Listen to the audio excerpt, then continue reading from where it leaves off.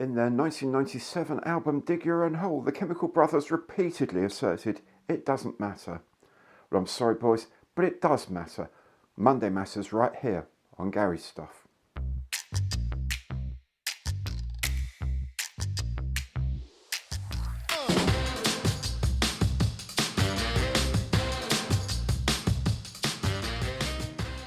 Hi there, I'm Gary. Welcome to my channel. Welcome back if you've been here before. Today is indeed Monday Matters. As usual, I'll have a look at some of the news of the week. I'll have a look at what I've been up to on my bench, and of course I'll be chatting about what I'm going to be doing this week with the kit of the week. All of this comes as chapters on the channel. You can hop back and forwards as your heart desires to catch up with what you're most interested in. As usual, if you enjoy what you see, please do remember Imperial thumbs up on the like button below, and if you haven't done so yet, please do subscribe to the channel. Click on the bell and you'll be notified of all the future videos as they become available. And if you'd like to make a more concrete contribution to the channel, you can do that by becoming a channel member, by using Super Thanks, or by using any of my partner programs online. Enough of all of that, let's crack on and have a look at the news of the week.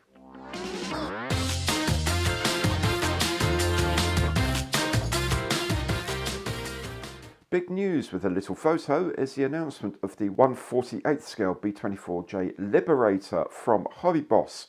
Lots of you have suggested this would be a good kit to see. Now there's going to be one. The Hobby Boss Hurricane in 1/48th, announced last year, is imminent. UK suggested retail price around £35, but they have also announced 3 further versions for the range. In another fuzzy preview, Trumpeter has announced a new S3B Viking in 1/72nd scale. I must say, I'm really quite fond of the Viking. Tamiya is releasing a 1/72nd scale kit of the F35A Lightning II to complement the hugely popular 1/48th kit. It will be interesting to compare this with the new Airfix F35B starter set. Border Models has this new Focke-Wulf FW190 in 1/35th scale, presumably so it can merge with vehicles for dioramas. The kit has a full engine and weapons bays and the Werfergranate 21 rockets, so it will be a properly interesting and detailed build. In a surprise move, Ammo by Miguel Jimenez has a new toolkit of the MiG-17 Fresco fighter in 1/48th scales. There are 4 decal versions altogether. Have they invested in their own design team? I mean, Airfix design everything, but have others actually make the tooling and mould the kits, and then buy in decals from Cartograph? Who knows? But we'll find out soon enough, and I'm sure I'll be making one of these when they are available.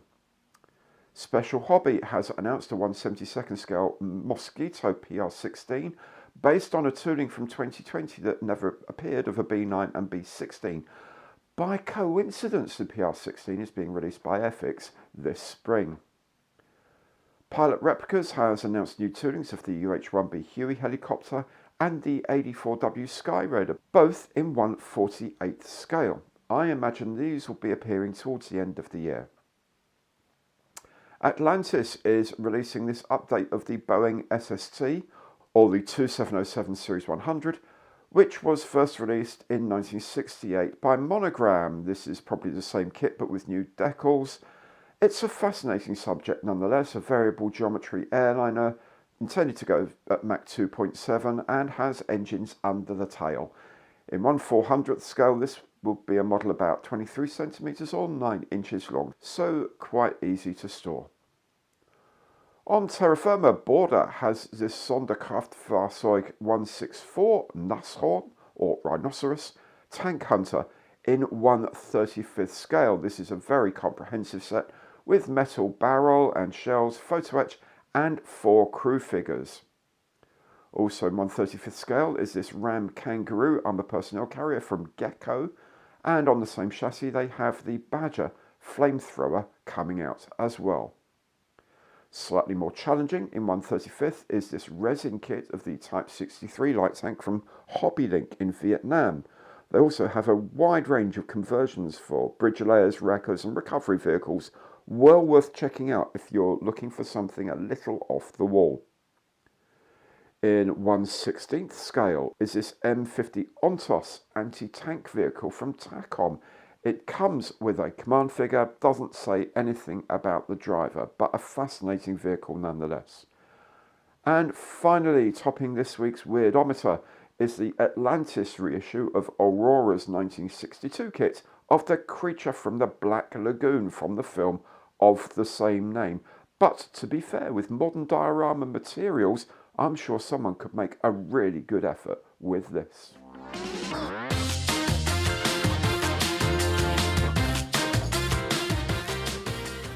And so on my bench, well, this week I've completed the 1/24 scale Spitfire that you guys voted for to be built in PRU pink, which of course meant converting it to the FR9C reconnaissance version with a scratch-built camera and building the camera window and mountings and so on and so forth, which I've done.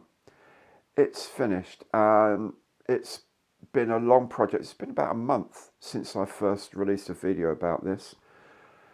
It is a big kit to build, but do you know what? It was a really enjoyable kit build. It really grew on me as I made it. I think the turning point was spraying it pink, and I thought, do you know what? This is going to look pretty good.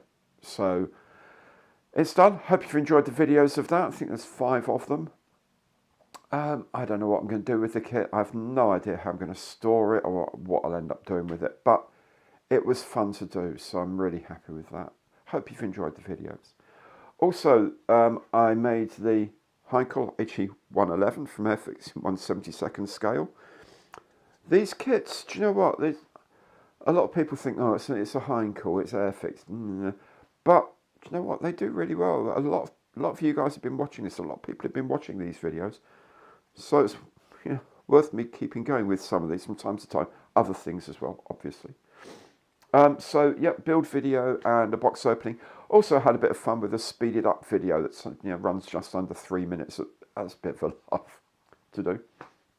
As you might be able to hear, I'm still got cough, the hangover from COVID. I'm not testing positive for COVID anymore, but I cannot shift the cough that came with it. So please do excuse the occasional froggy in the throat sound.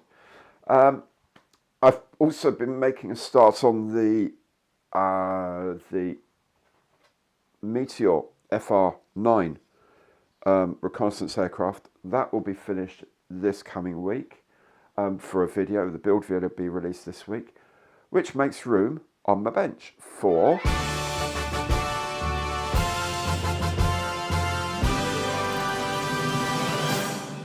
the kit of the week. And the kit of the week this week is the 1/48 scale Westland Lynx HMA 8 from Airfix. Looks a really interesting kit, looks quite complex. I'm going all out with it, of course, in that I'm doing the rotors folded and the tails folded. So I'm doing it in the stowed configuration, although we'll have some weapons on it. So it's like it's been bombed up underneath, below decks, and it's been shipped up to start flying. So there'll be sea skewers. I might put depth bombs on it in place of one of the pairs of sea skewers. But it'll definitely have sea skewer missiles on it and something else maybe. The Fleet Air Arm version, of course.